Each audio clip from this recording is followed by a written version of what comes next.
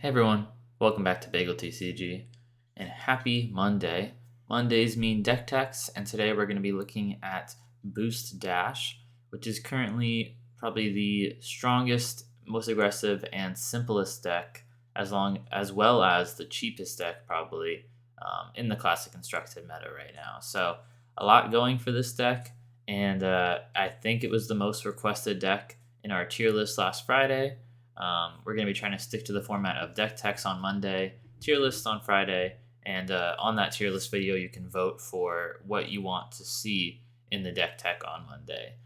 So without further ado, let's hop right into it here and look at Boost Dash, which is the hero that got probably the most tools out of any hero from Dynasty. One of those tools happened to be this Hanabi Blaster here. This is a very powerful weapon. It can only attack every other turn, but it attacks for 0 resources, 5 damage with overpower, right? So the way this weapon works is that as a once per turn action, you can remove 2 steam counters from it to attack. And it has overpower, which means it can only be defended by 1 action card. You can defend with reaction cards, but it can't be defended by more than 1 action card. And it has 5 power. The way you get those steam counters is the 3rd time you play a card with boost each turn, you put a steam counter on Hanabi Blaster, right? So at most, you can only attack with it every other turn. If you boost 3 times, 2 turns in a row, you can attack with it, right? Sometimes you won't boost 3 times in a turn. Ideally, you will try to every turn boost 3 times, but if for some reason you can't, then you won't get a steam counter on Hanabi Blaster, and it'll be a little slower than that. But the fact that, for free, you can attack for 5 at the end of a combat chain, and they can only block with 1 action card, is pretty powerful. And aggro decks like to try to spend as little resources as possible to deal their damage, so this card is just phenomenal in that area. And the overpower is something that actually can matter if you're dealing a lot of damage and your opponent's having trouble blocking it out. The rest of the equipment suite is kind of the traditional equipment suite here. Achilles Accelerator provides Arcane Barrier 1, as well as an additional action point when we need it. If we boosted that turn, we can do cool combinations such as attacking with max velocity, right? This says play it only if you've boosted 3 times this turn.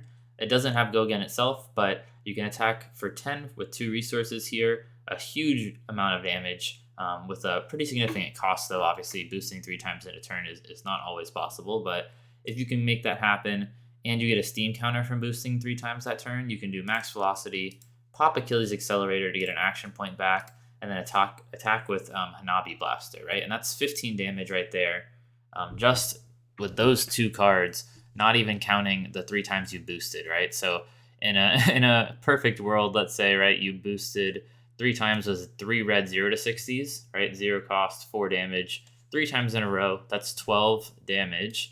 And then you pitch a blue or a yellow to attack with max velocity. It's another 10, so now you're up to 22 damage. And then you break your Achilles Accelerator and attack with Hanabi Blaster for 27 damage there.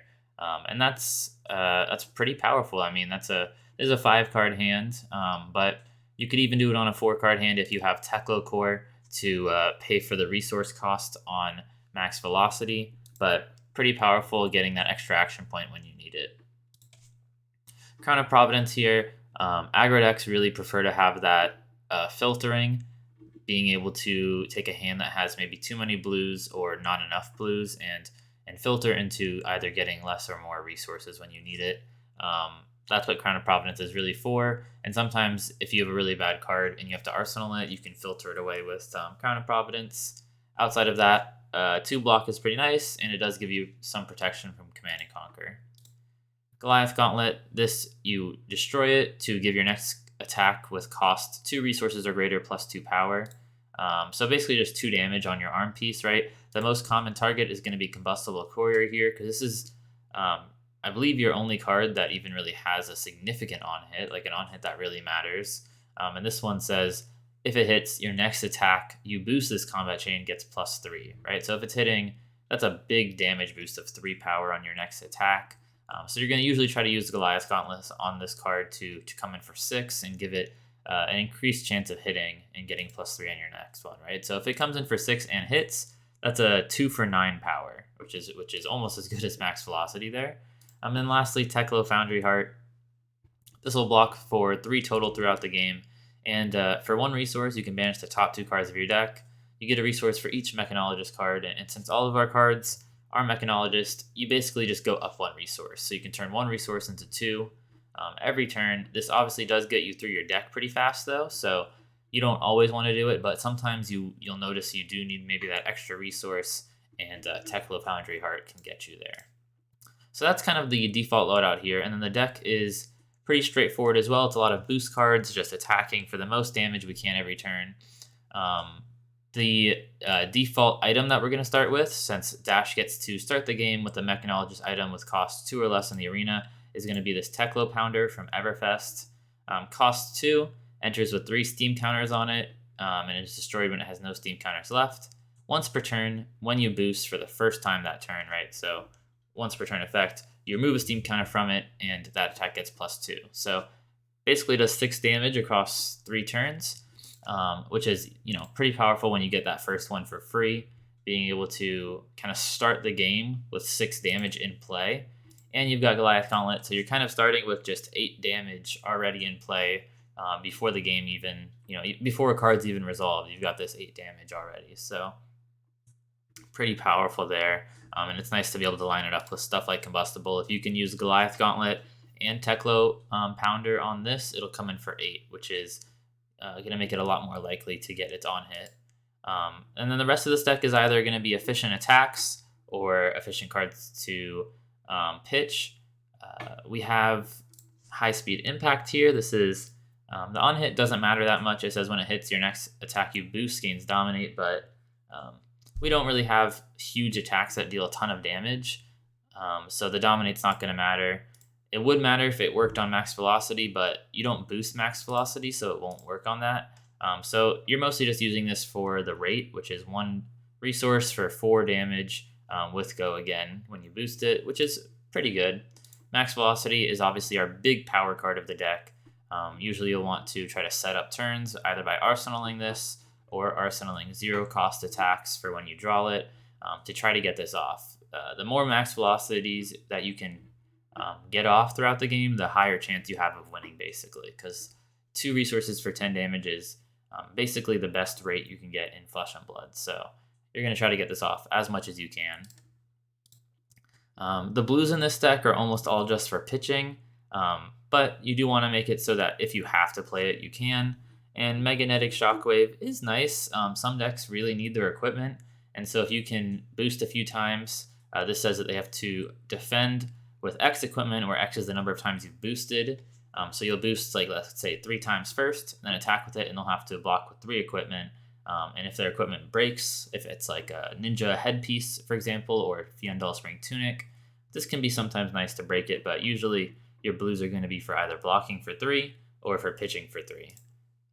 Payload is a nice chain ender, kind of our second chain ender along with max velocity we just looked at. This is a lesser rate, 2 for 6 damage, but obviously you don't have to worry about boosting 3 times first. And it does come in for with Dominate if you've boosted. That can be pretty nice, and sometimes you can close out games by either giving it a boost with Goliath Gauntlet or Teklo Pounder, and then it could be maybe an 8 or a 10 Dominate, and sometimes that'll be enough to close out the game. Pulse Wave Harpoon is the other big card that Dash got from Dynasty here, and this card is pretty bonkers. It's another 1 resource for 4 with Go again here because it has boosts, which is already a pretty good rate.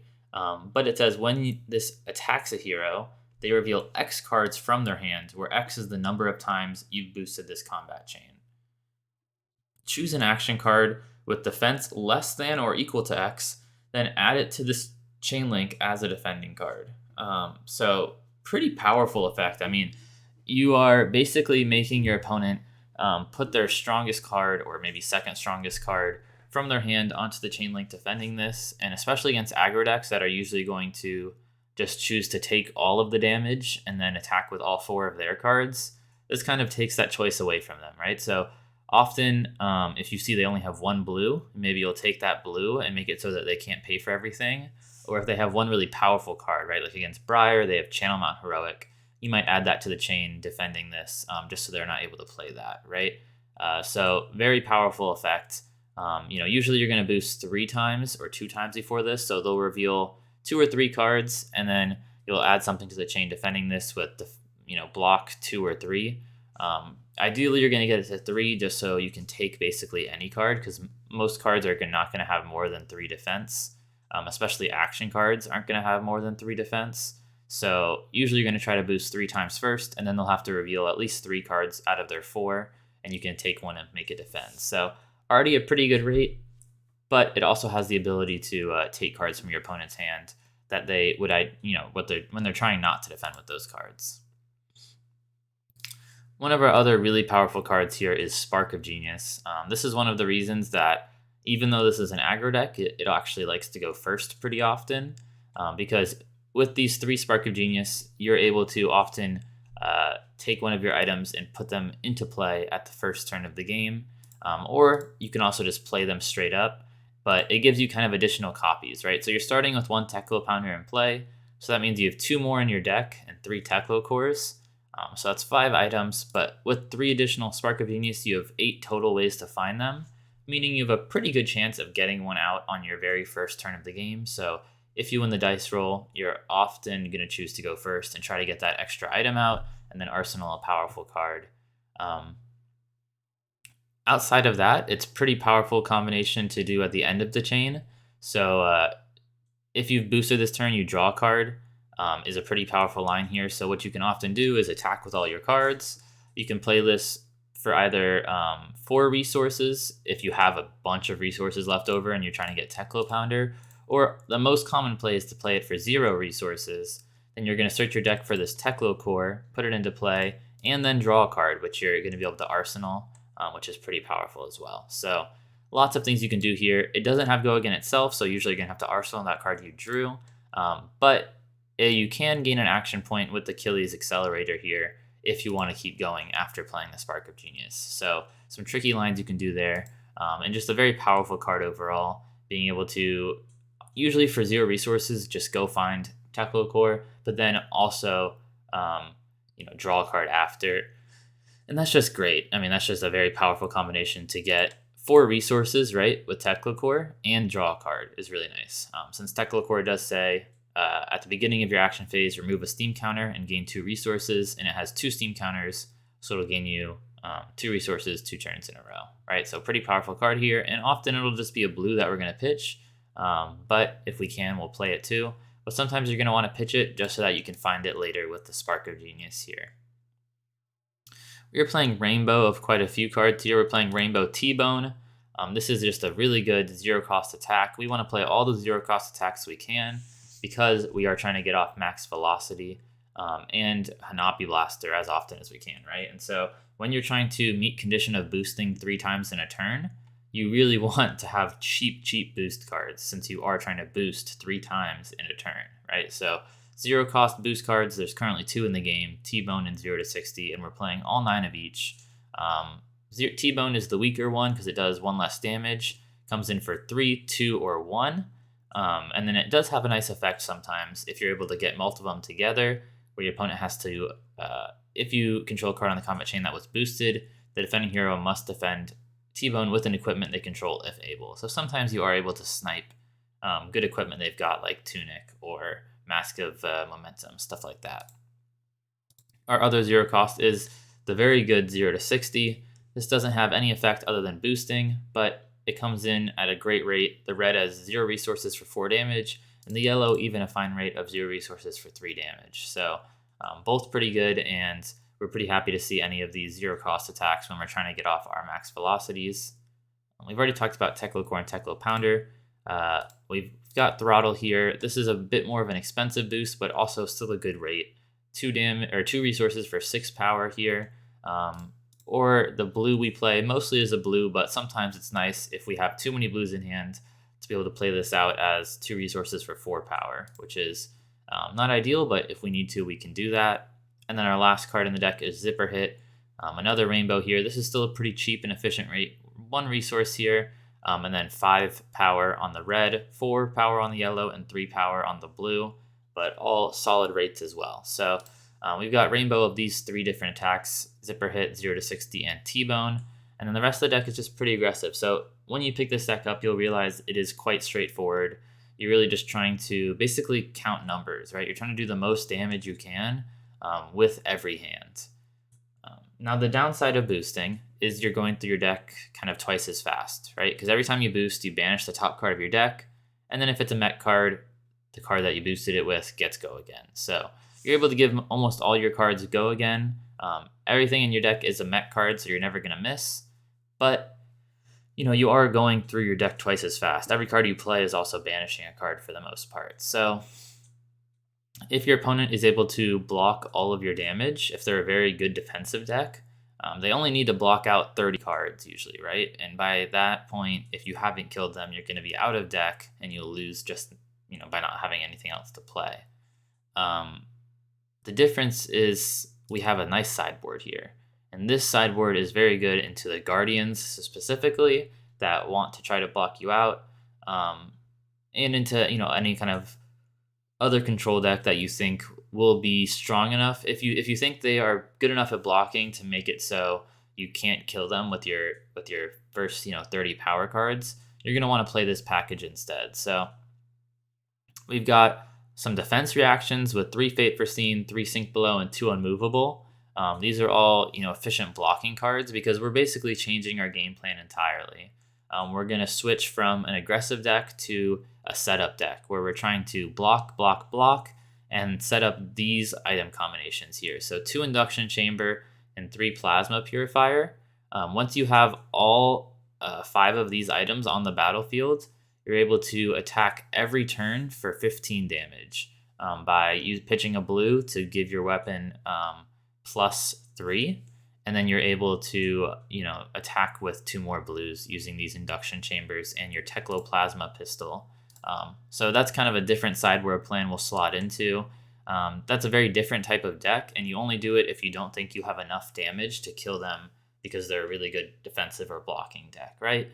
And the most common deck that's going to be is the Guardians, but if you notice you're having trouble into a different hero other than just Oldhim or Bravo, you'll want to switch to this game plan as well. And the deck kind of looks like this. I just got versus Guardian Control. So we're going to take out Max Velocity. Obviously, we're not boosting anymore. You're not going to want to boost at all, really, because you're not really trying to attack them with your cards. Your cards are all 3 blocks for the most part, so you're mostly just going to be blocking their attacks. So you're not boosting. You don't need these other boost cards like Red High Speed Impact or Red Combustible Courier. We don't need this T-bone either, this 0 cost boost card, and we're going to cut 1 payload just for space. The deck at this point is slotting in all of those sideboard cards and just blocking the best we can. Most of our cards are 3 blocks, and so we're going to be able to block with the large majority of our cards and then try to get out these items as fast as we can. We'll start the game using Dash's hero ability with this induction chamber in play, which means you only need to find these 4 more items, the 3 Plasma Purifiers and the 1 induction chamber, and you're able to find them a little faster with these Spark of Geniuses as well. We're not really ever going to try to play these Teclo Pounders because we're never boosting. These are just going to be blues. Teclo Core maybe you'll play, but it's mostly just a blue as well. And then, in the late game, you're able to pitch 3 blues every turn. Actually, I think it can be a yellow as well if you need to. I think it's 8 resources because it's shooting the pistol 3 times. 1 shot, go again, 1 shot, go again, 1 shot. Yeah, 3 times. So you need 3 resources for the pistol, 2 resources for the induction chamber, and 3 for the plasma purifier. So you need 8 resources to do the damage. But the main thing is that it doesn't use any cards in terms of like going to your graveyard, right? It infinitely cycles those 3 pitch cards to attack for 15 with your weapon every turn. That those 2 blues and that yellow, or those 3 blues, will be attacking for 15 every turn, and your opponent either just takes it all or has to block it, and then they're just going to eventually deck because they're blocking. Those blocking cards are going to the graveyard, and your cards are never going to your graveyard. That does require 3 cards, but you do have your last card to block with, whether it's a 3 block or whether it's, one of these defense reactions, you're able to block with it. You don't always have to pitch all 3 cards too. If they're still aggressing with a lot of damage, you can block with 2, and then just use 2 blues to kind of half load. That's when you just kind of load up everything and then pass right back. Maybe you'll just use 2 blues, you can load everything, and then pass back, and on the next turn you only need 1 blue, right? Because you'll have counter on both inductions and on all 3 plasmas and the Teklo if you use 2 blues. And then on the next turn, you only need 2 resources really to load the pistol 2 more times. So you can kind of do a half load and take it a bit slower if you're lower on life. But if you've got a lot of life to work with, once you have everything set up, you can just start blasting them. But this game plan is very different and not what you're traditionally going to do. As far as I know, this is mostly just for Guardians. And then maybe some control decks I'm not thinking about if maybe like a Levia tries to fatigue you. But versus most stuff, you're just going to try to boost them dead as fast as you can. So that is the game plan. Pretty simple overall. The only card we didn't really touch on is this Visiertronic model. This is just for the Arcane Barrier 2, and you only play this against Kano. Not a very common thing, so not super necessary if you don't think you're ever going to play a Kano, but you don't want to have just Arcane Barrier 1 when you run into that Kano. So it's worth giving up 1 card slot in your deck to just get that extra Arcane Barrier 2, and that'll make you have 3 total Arcane Barrier when you run into Kano. It does seem like against Icelander, the Crown is better since you're going to just try to kill them, and the Arcane damage isn't usually going to kill you that fast. That is the deck. Pretty straightforward. I know I just talked about it a lot, so maybe it doesn't seem straightforward, but once you pick it up and start playing it, it does a lot of damage really fast, and usually your opponents just can't handle the full damage output that you have, right? Usually you're just going to have such a high amount of damage throughout the turns. Just look at this 4-card hand here, right?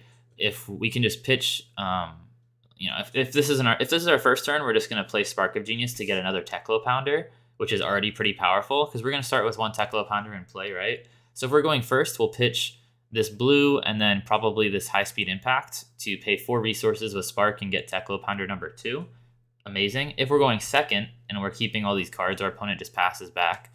We can play, we can pop Goliath Gauntlet, play Combustible Courier pitching the blue. That'll make us come in for 8 with it because we'll have a Teklo Pounder out. And if it hits, our next boost attack gets +3. So we can play this High Speed Impact here for 7. And that'll be our 3 resources. So we're attacking just right there for 15 damage, right? If it hits, everything goes well. We attacked for 15 with just these 3 cards. And then we can play the Spark of Genius to get a Teklo Core out. And then Arsenal the card we drew. Right, pretty powerful there. This is a blue hand that's a bit weaker, but it does boost 3 times, which is pretty nice. We're able to, pitch this blue, boost with the throttle, the zipper hit, and the T-bone, come in for, 10 damage here, and then we can shoot with Hanabi Blaster. So that's still dealing 15 damage, not the worst. If we do need to block, we can even, just block out with some of these blues and just come in with T-bone, something like that. If your opponent is an aggro deck, sometimes it's better to block with your cards. Against a control deck, usually you're just, or not, if you're good at the control deck, you're going to be using pistol, but against aggro deck, sometimes you'll just want to block with these blues instead of playing them out. Here's a hand that, almost gets max velocity. Usually you need all 4 cards to get all 5 cards, like an Arsenal as well, to get max velocity off. But if we have either 1 or 0 cost card in our Arsenal here, we're able to max velocity with this hand by playing T-bone, 0 to 60, the 1 or 0 cost boost from Arsenal, pitching the throttle, and then attack with max velocity. We can even then pop Achilles Accelerator to come in with that Hanabi Blaster. So if we did all that, let's say we had, best case scenario, a red zipper hit here coming in as a 1 for 5, then we're able to come in for, what is that? That's 5 more, so 10. Max velocity, 20, and then pop Achilles for Hanabi. It's 25 damage right there. Pretty strong turn. So you can see, usually you're just trying to find the most damage you can.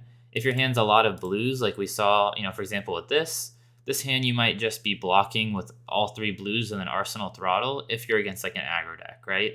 Or maybe, if they don't do that much damage, you'll just block with 2 of them and then attack with the red throttle. But usually you're just trying to find the most damage. And if this hand does less damage attacking than it does defending, you'll want to defend with it instead. Now let's look at the last thing here. the price, right? You can see right here, we've got the price listed on Fabrary. If you click it here, you're able to see the total price was added to cart. But for a Flesh and Blood deck, it's relatively cheap. We saw, if you looked at the Briar deck tech I put out a week or two ago, I think that deck was almost $1,000 if you check the Fabrary listing. But overall, pretty low for the deck. The only expensive cards really are this Crown of Providence. So if you're trying to go budget, you can cut this headpiece, maybe just run the Visiertronic instead. Or if you can just run Ironwrought Helm or something. It looks like these Magnetic Shockwaves are a little expensive, so you can run a different blue here if you want. So you could run High Speed Impact Blue, which is just a common, right? So we'll cut those since those are not as necessary really, and you could run a different blue there instead. And then Teklo Foundry Heart, you can run Heart and Cross Strap instead here, right? Heart and Cross Strap gives you 2 free resources. You're going to lose a little life by not playing that 3-block chest piece, but you're able to still get a pretty nice combination of extra resources using Heart and Cross Strap.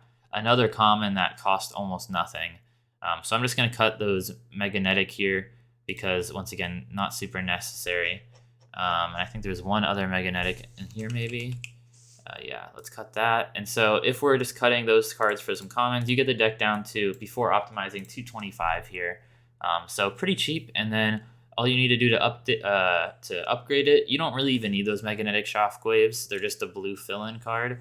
You do eventually want the Teklo Foundry Heart, which I would buy first, and then the Crown of Providence. So those are going to be the $200-300 together. Crown of Providence you'll use in a lot of Flesh and Blood decks, so it's a good generic headpiece to have. But you can start out this deck. This will win. Once you get practice on it, you'll win a large amount of your armories. You could even probably win ProQuest with this list right here for 225. So very budget, pretty simple, straightforward, a ton of damage. And I think in my tier list, I'm not sure if I've done the Classic Instructor tier list for this. I think I have. And Dash is S tier right now. The addition of Hanabi Blaster and Pulse Wave Harpoon really pushes her over the edge. Boost Dash was already looking pretty good, and now it looks pretty amazing. So probably top 5 heroes in the game right now. And yeah, certainly recommend this deck to new or veteran players. Thank you for watching. Remember to like, subscribe, comment, and I'll see you next time.